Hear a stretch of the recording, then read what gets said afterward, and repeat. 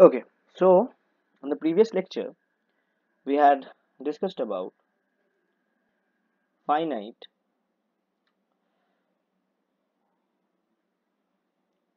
and infinite sets, right?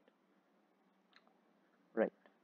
And under finite and infinite sets, we had discussed about partial orders.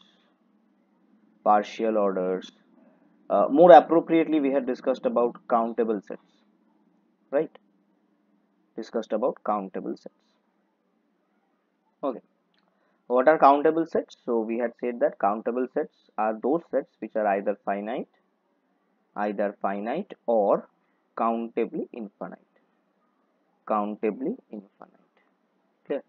Acha, which sets are called countably infinite? If there exists some set S which is say non-empty, such that F is a mapping from S to the set of all natural numbers, and F is a bijection. F is a bijection, then those sets are called countably infinite sets. Which sets are called finite sets? So if suppose there exists some set X, okay, some set X such that F, or let's say this to be G is a mapping from X to some set Jm such that Jm is basically the set of all natural numbers from 1 to m. Okay, that is basically a subset of the set of all natural numbers, which is kind of contains these sorts of elements, these much of elements. So these types of sets are called finite sets. Okay. Empty set is also included in the case of finite sets. Yeah, got it. So now we will be talking more about a relation, a relation which is the numerical equivalence relation. Okay. So in the previous lecture we had discussed that if there exists a mapping from some set A to some set B such that F is a bijection, then we say that A is numerically equivalent to B. A is numerically equivalent to B.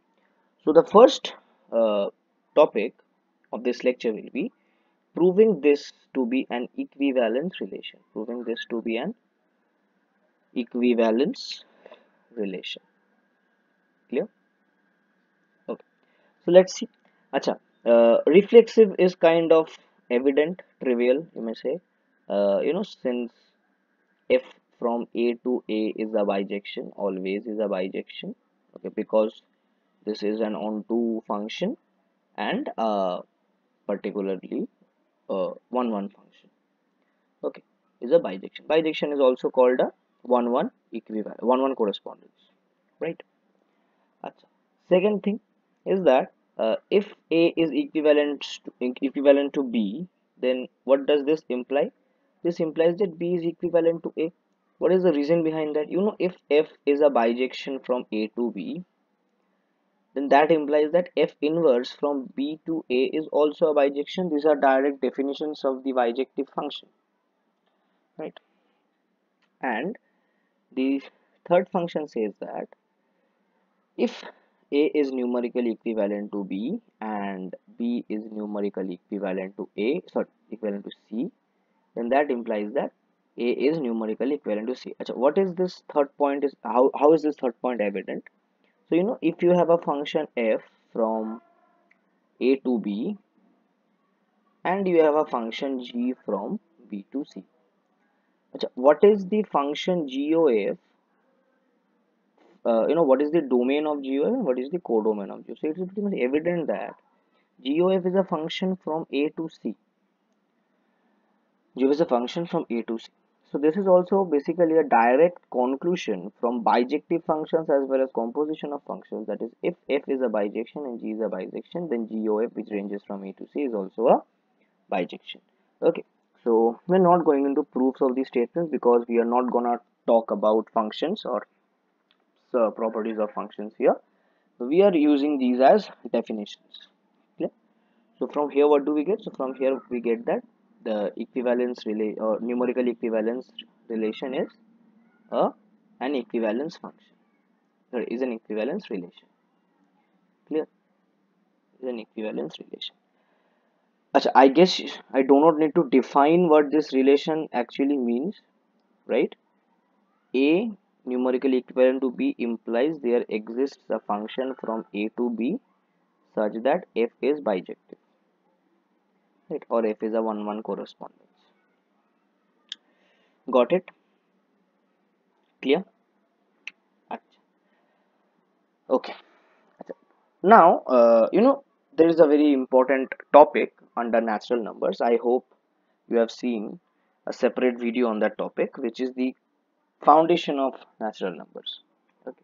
The rules which natural numbers naturally obey. This was given by Peano in 1880. The Peano axioms. Okay. So I'm just using this as a revision here. So what are the Peano axioms? This is kind of just an informative purpose. So what are Peano axioms? So Peano axiom says that let there exist some set n which is okay, which is kind of, let's say this is non-empty, such that the first axiom says that 0 is an element which belongs to n. Achha, in some books it is given as 1 belongs to n. Okay. Achha, this actually when we have learned about natural numbers, we have always learned that 1 belongs to the natural number set of all natural numbers. Clear? So also in some cases you find that 0 is also considered as an element of natural numbers. So we can actually talk about both the cases. Okay. 1 belongs to natural numbers will also do as Peano axioms, and 0 belongs to natural numbers will also do as Peano axioms. The only difference which you have is the property of the least element. We will see it here. So if we consider this only, so the second Peano axiom says that for all small n belongs to the set of capital N, there exists a unique solution of SUCC small n which belongs to the set of all capital N. We will discuss what these functions are. Achha, the third Peano axiom says that for all small n belonging to the set of capital N, there exists no, there does not exist, okay, any SUCC of n which is 0. Okay. You can talk it like this: for all n, SUCC of n is not equal to 0. You need not use the there exist function, there exist symbol here. SUCC of n is not equal to 0. Okay, this much will do. Achha, the fourth Peano axiom says that if m and n belongs to the set of all natural numbers, or let us say now we are arbitrarily talking about this set n, we have not till now defined what this set means. Okay, and SUCC of m equals SUCC of n, then this is equivalent to saying m is equal to n. Okay, and the fifth one says that for any proper subset of the set of the set n with 0 belongs to S and S belonging to capital S, implying SUCC of small s belonging to capital S, what we have that the small s equals the set of all, or rather the set n. Now if a set obeys all these axioms, then the set is the set of all natural numbers. Now if you want to restrict this set with the least element 1, you just put 1 in every place where you have 0. Clear? Got it?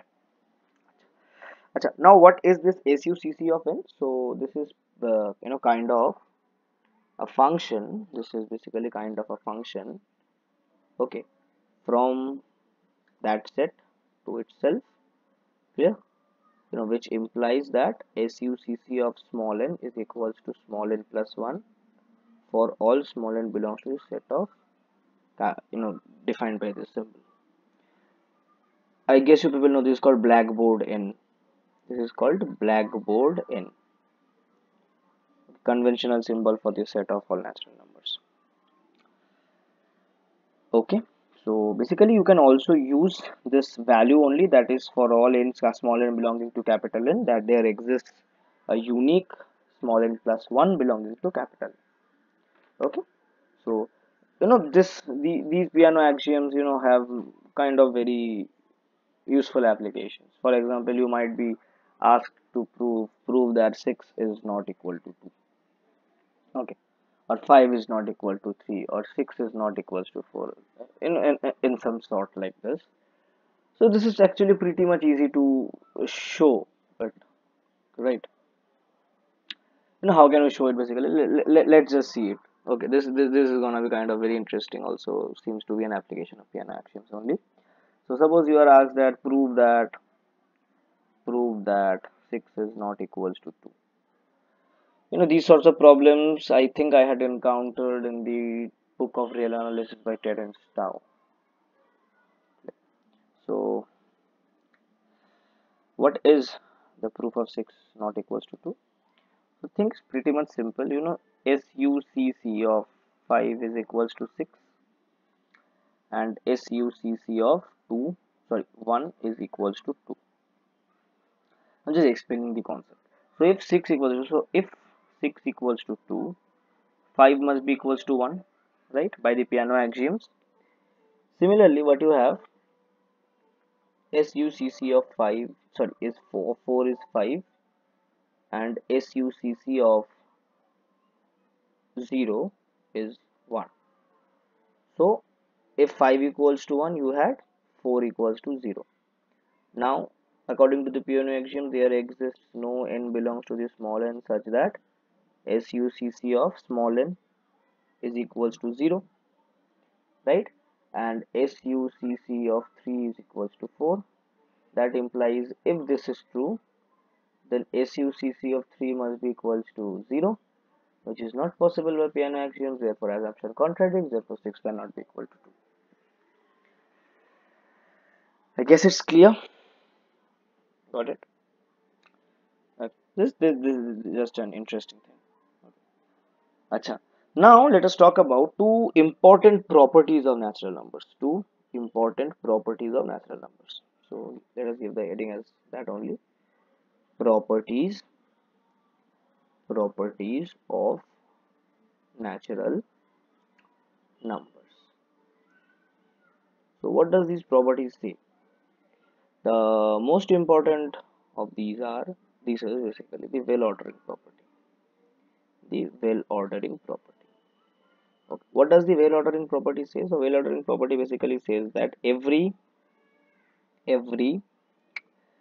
non-empty subset of the set of all natural numbers has a least element. Often the natural numbers are also symboled like this. Okay, like this. Also like this. Clear?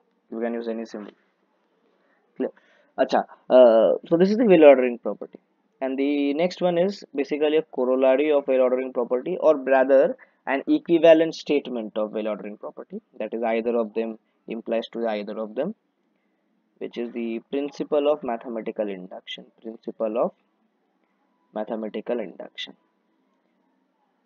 Okay. If the principle of mathematical induction is obeyed, then well ordering property will also be obeyed, and vice versa. This is what I mean to say. What does the principle of mathematical induction say? So this is basically the last axiom which we wrote under Peano axioms. That is, acha, 0 belongs to S, 2 n belongs to S implies n plus 1 belongs to S, and if S is nothing but a subset of the set of all natural numbers, then S equals n. Okay. Acha, you can also use 1 here. you can also use 1 here, because under mathematical induction, in most cases, or in rather in most cases only, you find the least value of the set which obeys the proposition as 1. Okay, so you can use 1. Now I use 0 because I defined the Peano axioms with 0. If you define the Peano axioms with 1, you can define it with capital 1 easily. I guess it's clear. Okay, now we move on to a very important theorem. Clear? Acha, one more thing, let me tell you that 1 is equivalent to 2. You can prove this as an exercise. Acha, next thing, let's say a very important theorem. A very important theorem which says that every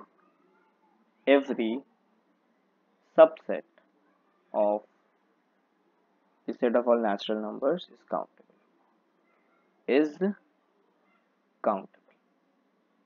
Okay, that is, every subset of the set of all natural numbers is either finite or countably infinite. Now how can we show this? How can we actually show this? So acha, let A be a subset of the set of all natural numbers. Clear? Clear? Acha, if A is an empty set, then it's trivial. That is directly coming from definition that A is an empty set. What does that mean? That means that A is finite. Hence A is countable. So this is a trivial case. We are not gonna consider this under this proof. So we are gonna assume that let A be a non-empty set. Therefore, by well ordering principle, A1 belongs to the set A such that A1 is the least element.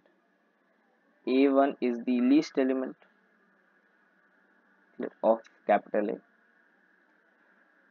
Now consider the set A difference singleton set A1. Okay. Now this is either empty or non-empty.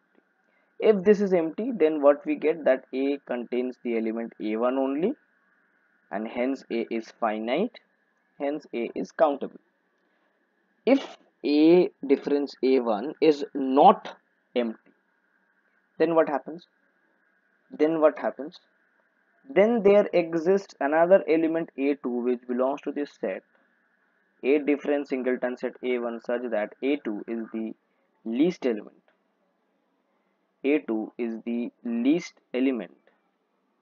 Of A difference A1.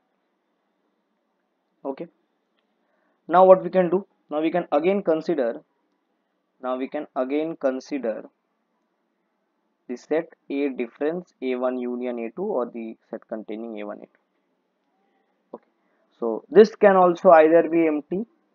If empty, then A consists of the elements A1 and A2 only, hence finite, hence countable. If it is non-empty, then the same process continues. There is an element A3 which belongs to the set of difference A and A1 A2, small a1 small a2, and that is the least element of that particular set. And again, it can be, if you consider difference of A from A1 A2 A3, sorry, A and A1 A2 A3, then also that either be finite or be infinite. If it is empty, then it's fine, the set is finite. If it is not empty, then the process continues. So if suppose we continue this process till some n times. Okay, so we continue this process for n times, let's say, an arbitrary m times. So what are the conclusions after moving n times with this particular process? So now consider Now we can consider the set A difference A1, A2, and so on till some element an,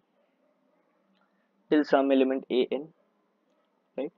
Now this can be finite if, I mean, this set, or a rather, a can be finite if this set is empty, by the same conclusion which we used in the previous statements, and if it is non-empty.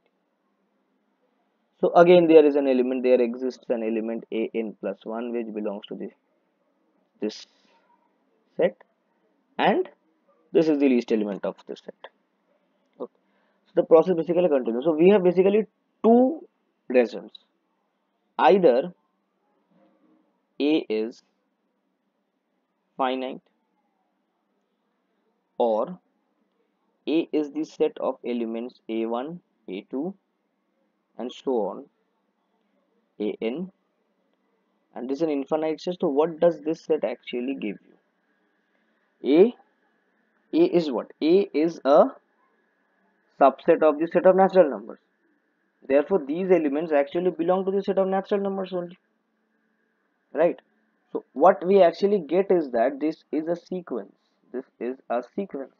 Since this is a sequence, we can say that if this sequence is infinitely long, then f from A to the set of all natural numbers is a bijection, and hence A becomes countably infinite.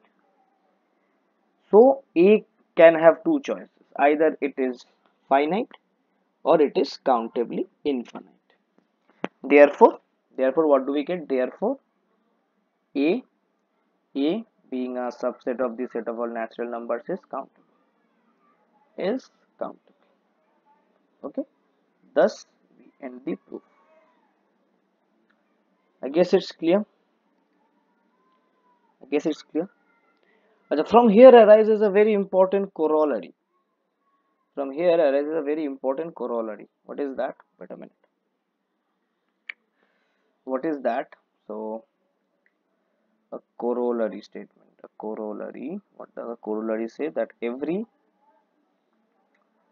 subset, every subset of a countable set is countable. Of a countable set is countable. Clear?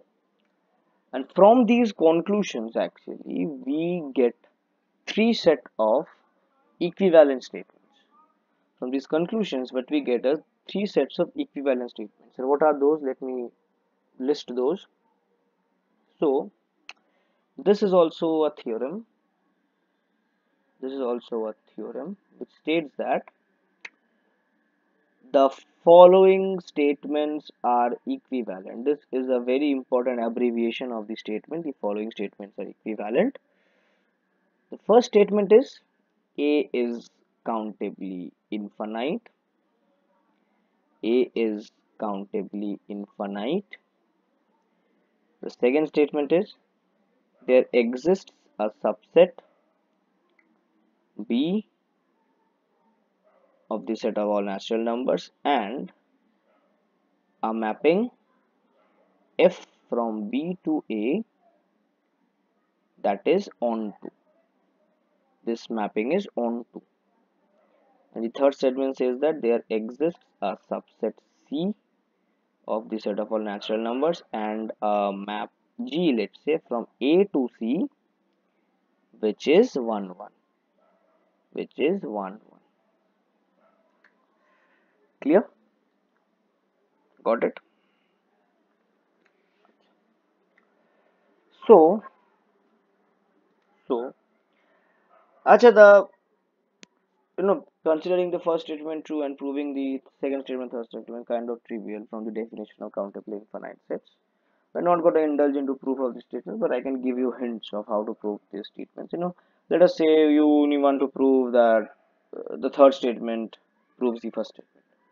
That is, there exists a subset G of n such that G from A to C is a 1 1 set. Okay.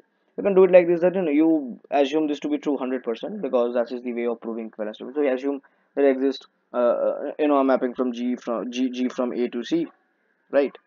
And what happens is that, if this mapping exists, then what is GA? What is GA? Then what is GA? So GA is basically a subset of C. GA is basically a subset of C. Clear? Acha. What does this mean? What does this mean? So this means that GA is basically a subset of the set of all natural numbers. Subsets of countable sets are countable. So GA is a countably infinite set rather. GA is a countably infinite set rather. Clear? Because n is countably infinite, right? There exists a bijection from f from n to n. Clear? Got it? And since GA is basically onto also, because this mapping. So what is this mapping GA basically? What is A? If you map A to GA, then this mapping is 100% and 1 and onto a bijective mapping rather. So basically, if GA is countably infinite, A will also be countably infinite, right? This is direct from the definition of functions. Are you getting my point? The GA being countable also means that A is countable, and since we are talking about countably infinite structures of the set, so A must be by definition countably infinite as well. Clear? Clear? We are not indulging in the proofs of these statements, we are just understanding or listing these proofs. You can try these proofs yourself. Clear?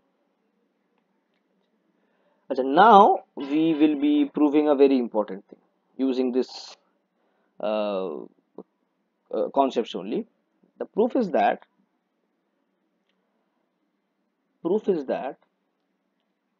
n cross n set is countably infinite.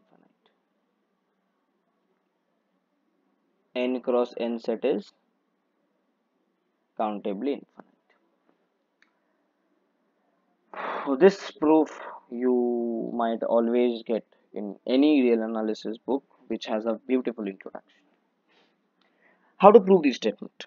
This can be basically, you can also show this to be true for any finite Cartesian product of natural numbers. Okay, any finite product of natural numbers as well as any finite product or finite Cartesian product of countable sets. Let us try this for this only itself.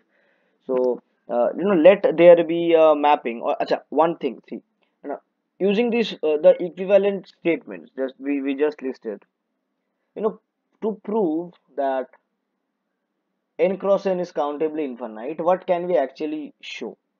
What can we actually show? So we can actually show that we know that if n cross n is countably infinite, then there exists a 1 1 function. There exists a 1 1 function from n cross n to some subset of this set of natural numbers.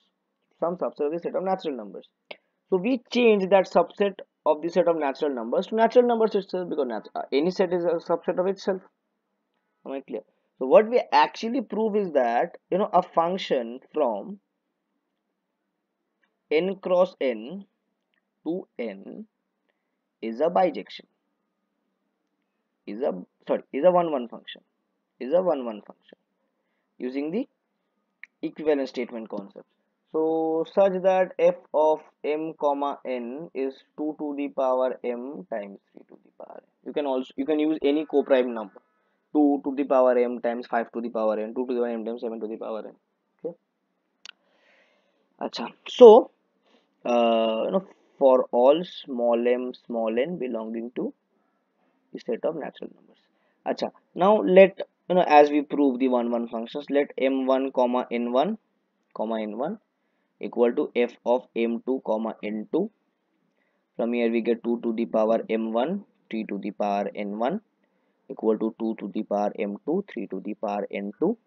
From here you can say 2 to the power m1 minus n1 equal to 3 to the power n2 minus n1, sorry, m1 minus m2, m1 minus m2 3 to the power n2 minus n1. From here what you get, since GCD of 2 and 3 is 1, so that implies m1 minus m2 is equals to 0, and n2 minus n1 is equals to 0. So from here you get m1 equal to m2, and from here you get n1 equal to n2. So from these two statements, what you get? The ordered pair of m1 n1 equals the ordered pair of m2 n2. Clear? So the function is 1 1, hence n cross n is countably infinite rather. So this using the same concept, you can also show that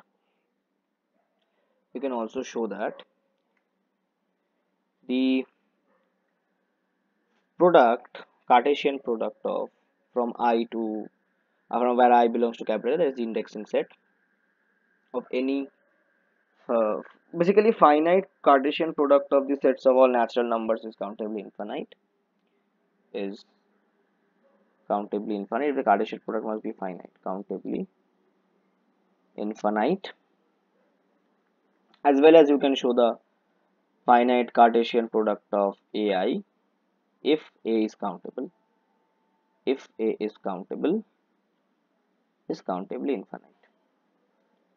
So Cartesian product of finite number of countable sets is countable.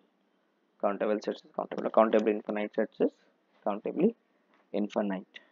Okay. Countably infinite, for it to be countably infinite, this must be countably infinite.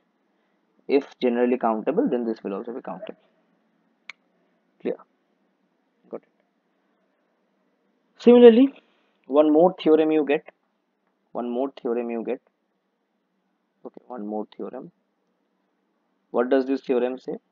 So this theorem says that let there be a family of sets AI for I belonging to the set of naturals, be a family of countable sets. Be a family of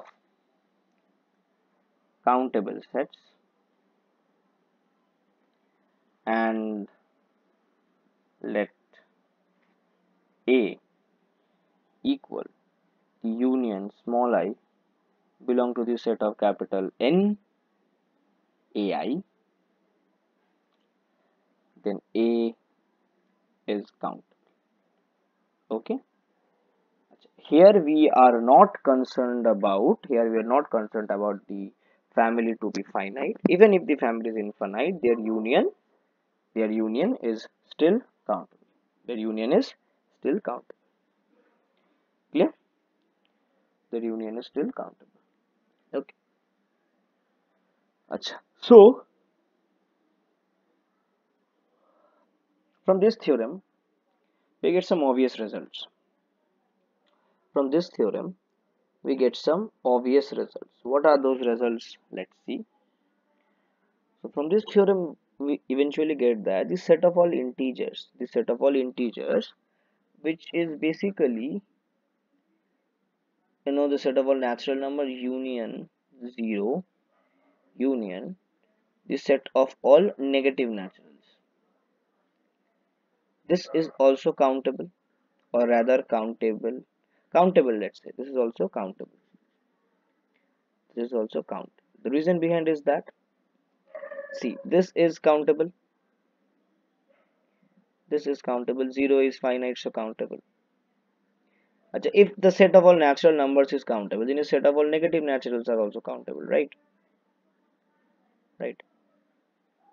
Got it? If you, let's say you define this set as A, so f from A, or let's say f from the set of all natural numbers to A can be defined as fn equals to minus n, right?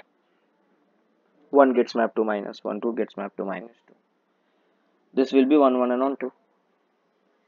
This will be 1 1 and on 2. Clear? So union of countable sets are countable, hence Z is countable.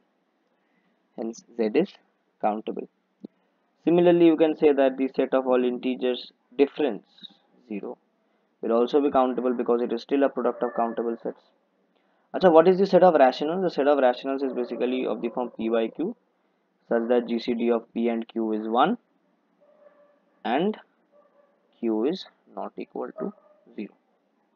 Okay, you can show Q to be Q, or rather you can prove that there exists a bijection from the set of Z cross Z difference the singleton set containing 0 to Q, and you can prove this set to be onto. You can prove easily this set to be onto. So from the concept of equivalence statements, from here you can easily show that Q is countable,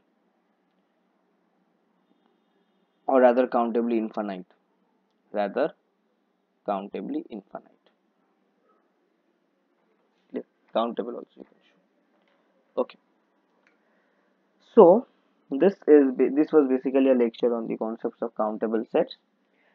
I will be trying to start with the real number system from the next lecture itself. Before starting the real number system, I might be giving a brief introduction on what are uncountable sets, and also some brief concepts of the cardinal number of a set. Clear?